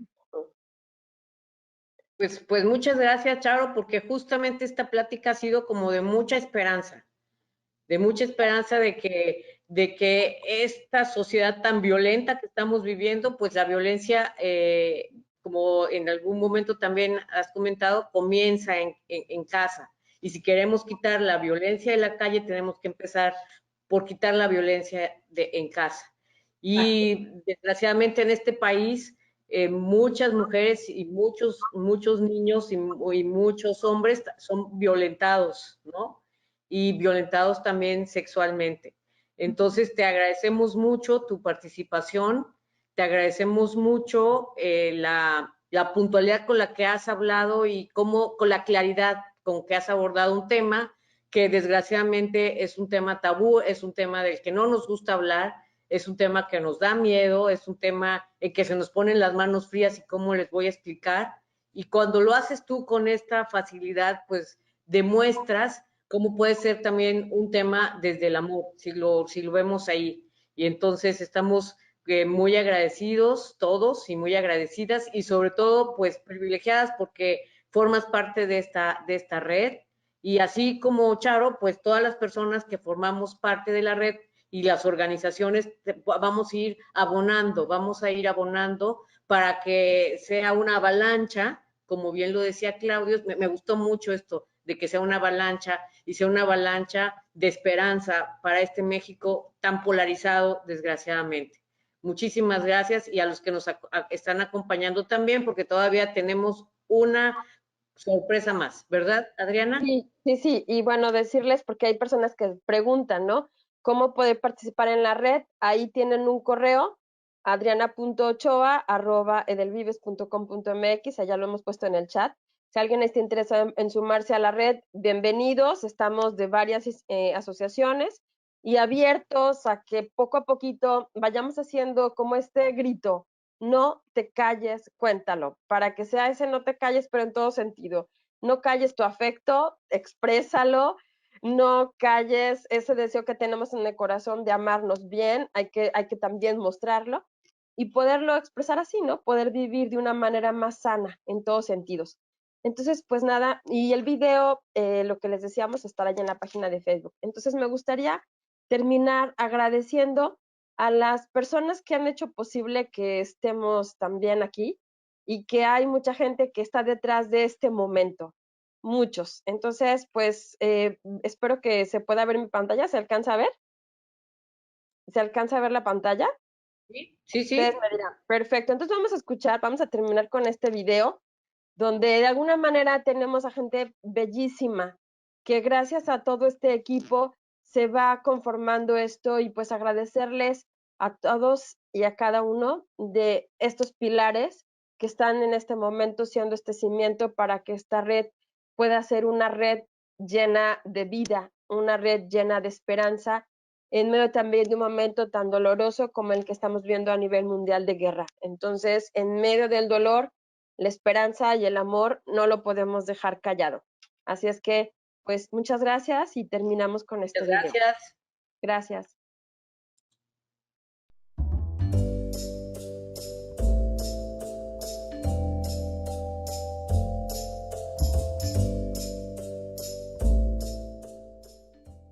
Mi nombre es Arturo Cabana y os voy a contar un secreto. Hace ya 4 años, una noche como estas, no paraba de darle vueltas. No paraba de pensar cómo podría contarles a mis hijos en qué consistían los abusos sexuales, cuál era el horror y qué podía llevar a una persona a hacer una atrocidad como esas y sobre todo qué estrategias deberían tener ellos para poder evitar y no callarse. Y así es como surgió No te calles. Este cuento surgió de una experiencia personal donde, como os decía antes, necesitaba contarles a mis hijos y darles herramientas para que pudieran evitar cualquier tipo de abuso a lo largo de su vida.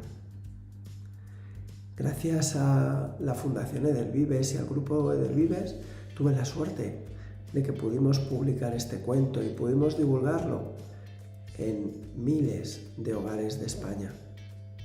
Eso conllevó que al final saltaran más de 50 casos de pederastas, por lo menos que nosotros conozcamos. Y eso es increíble. Es por ello el tener el súper orgullo de que este proyecto salte de una manera muy, muy fuerte hacia un país como México y arranquemos la red No te calles gracias a Edelvives México y a grandes personas que acompañan este proyecto. Actualmente asumo desde hace unos mesecitos la dirección general de la Fundación ANAR. La Fundación ANAR es una de las ONGs más importantes en el ámbito de la defensa de la infancia. Y es por ello que desde la Fundación ANAR contáis con todo el apoyo posible con respecto a la red de No te calles y a todo lo que vamos a poder llevar a cabo. Sin más, un saludo enorme y esperemos vernos muy pronto. Cuidaros mucho y sobre todo, nunca os calléis.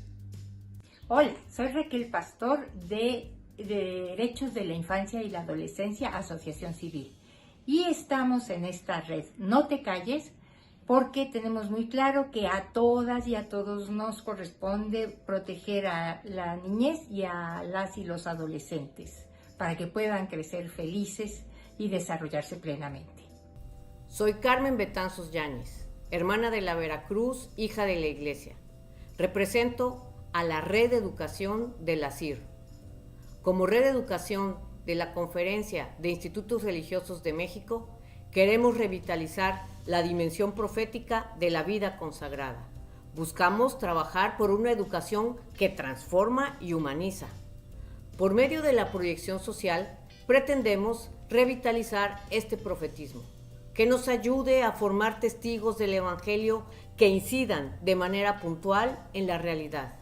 Nos unimos a esta red de redes porque como religiosas de diferentes congregaciones hemos constatado a lo largo de los años que trabajar en red significa incidir en el corazón de la sociedad y dar nacimiento a una nueva cultura, donde podemos afrontar en común los complejos desafíos que nos presenta nuestro entorno. Por eso, con mucha ilusión, formamos parte de esta red No Te Calles, donde sumamos esfuerzos para proteger a niñas, niños y adolescentes de los riesgos de la violencia sexual. Soy Enrique Escobar y pertenezco a la comunidad marista de México Occidental. Como maristas de Champañá, queremos participar en la red No Te Calles, Cuéntalo, porque sentimos la urgencia de construir hogares seguros en cada uno de nuestros corazones, en cada una de nuestras obras educativas, y porque creemos que con su diversidad esta red puede empoderar a nuestras niñas, niños, adolescentes y jóvenes. Hola, soy Karen Castillo del Instituto Mexicano de Doctrina Social Cristiana. Nosotros nos sumamos al proyecto No Te Calles porque sabemos que la responsabilidad que tenemos ante la situación que viven niños, niñas y adolescentes es de todas y todos. Por eso, asumimos nuestro compromiso para hacer vida el Evangelio y como una de las grandes deudas sociales que tenemos ante este sector de la población. Tú también súmate. Soy Consuelo Mendoza, de la Alianza Iberoamericana de la Familia y la Educación, Iberofam. Nos hemos unido a este gran proyecto No Te Calles porque consideramos un deber de conciencia el trabajar para evitar el dolor y el sufrimiento de tantos menores. Es necesario que unamos todos nuestros esfuerzos para, a través de la familia y de la escuela, lograr una cultura de prevención que permita el aspirar a un mejor futuro y más feliz a todos nuestros niños, nuestras niñas y adolescentes. Hola, soy Lourdes López Álvarez, coordinadora distrital de Comunidad Segura de la Asociación y Misión Educativa La Sacristía de Antillas México Sur.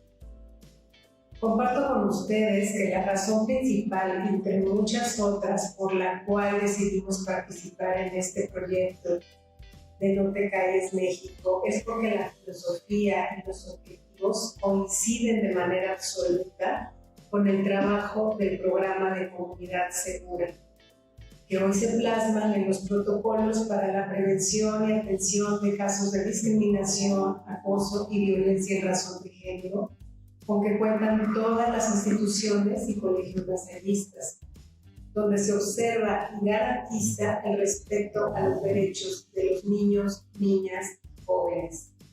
Nos entusiasma sumarnos también a No Te Calles México porque somos conscientes del alza de los índices de violencia intrafamiliar, así como de todas las modalidades de violencia, dentro de las cuales se encuentra el abuso sexual infantil.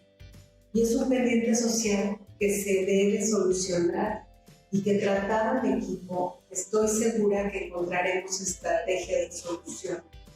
Agradecemos a la maestra Adriana Ochoa por la invitación para formar parte de este importante esfuerzo y a todos los compañeros y compañeras integrantes de la red por la oportunidad de trabajar de manera colaborativa en esta causa tan necesaria. Desde nuestras oficinas en Madrid, España, la Fundación Edelvives se une al proyecto de No Te Calles, Cuéntalo. Ese proyecto orientado a los niños, a los más vulnerables, a los que realmente están padeciendo y sufriendo ese drama, esa realidad que a nivel mundial es un flagelo realmente, como es el abuso sexual a los menores. Nosotros queremos brindar una herramienta de apoyo para aquellas instituciones que quieran sumarse y quieran divulgar este gran proyecto y ayudar a los niños a que puedan contar qué es lo que están padeciendo. Este es un proyecto de lo más bonito que tenemos en nuestra Fundación Edelvives en España. Es un proyecto que justamente aquí ha dado grandes resultados. Lastimosamente ha dado grandes resultados porque ha permitido desenmascarar, ha permitido revelar aquel drama que se está viviendo. Nosotros nos sentimos orgullosos de poder compartir con vosotros esta iniciativa, de cual ya es vuestra, de cual ya os pertenece y el cual hay que difundir. Así que recibí nuestra enhorabuena, nuestro gran aliento, nuestro espacio, nuestro tiempo, nuestras ganas para seguiros acompañando en este proyecto, como se llama No te calles, cuéntalo. A vuestra disposición desde la Fundación Edelvives. Muchísimas gracias. Hola, mi nombre es Adriana Ochoa Reynoso. Soy matrimonio misionero Verbum Dei y participo en Pastoral Misionera Alégrate de Editorial Edelvives México. La razón por la que participo en la red No te calles es porque precisamente estamos en un momento de no quedarnos callados ante las situaciones que observamos a nuestro alrededor de dolor, de injusticia. Han sido quizá muchos años de silencio ante una realidad bastante dolorosa como la que es el abuso. Y ya es tiempo de despertar, ya es tiempo de unirnos como sociedad civil y ya es tiempo de poder reaccionar y prevenir. Y desde ahí poder sumar fuerzas entre todos, profesores, padres de familia, una editorial católica como lo es Edelvives, y poder hacer este equipo también para que juntos hagamos esta red. Hola, mi nombre es María Campos, soy directora comercial de Edelvives México. Edelvives, como editorial católica, ha tenido la iniciativa de lanzar el proyecto No te calles, para promover, prevenir y proteger los derechos de los menores. En este proyecto se han sumado distintas instituciones, todas con el mismo fin: velar por la seguridad de nuestros menores en México. Súmate